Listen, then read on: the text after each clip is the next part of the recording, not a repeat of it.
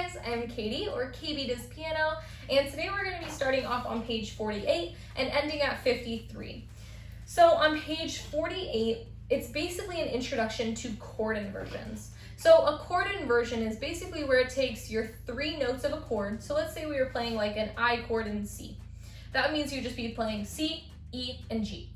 Now a chord inversion just changes the order that you play those notes in. So now instead of playing C at the bottom, what if we played E at the bottom and then did E, G, and C? Or we could put G on the bottom and do G, C, and E.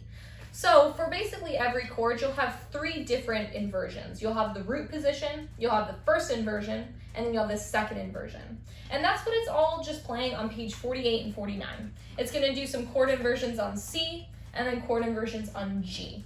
All you need to remember really is that you're playing the exact same three notes, it's just in a different order on the piano. So it just depends, what note is the bottom note. And then if you turn the page, you've got two songs exploring different chord inversions. So there's nothing really new on this song. It looks like this one is in an A-B form, so you'll repeat the B section, and then the return is also in an A-B form, so you'll repeat the A and then repeat the B section. But other than that, they're really just doing different chord inversions. It looks like they're both in C major, so you'll be playing some different, you'll mainly be playing C, E, and G, or you'll play E, G, and C, or G, C, and E.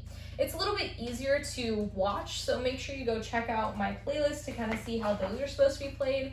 And then you've got one last song, which is on page 52 and 53, which is exploring chord inversions in the G major scale.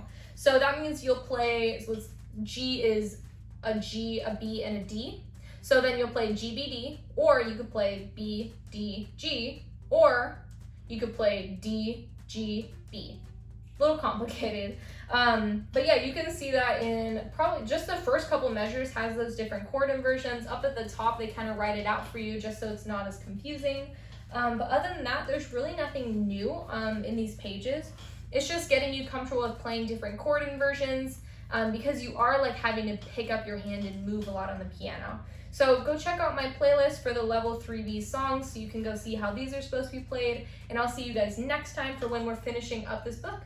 Bye guys!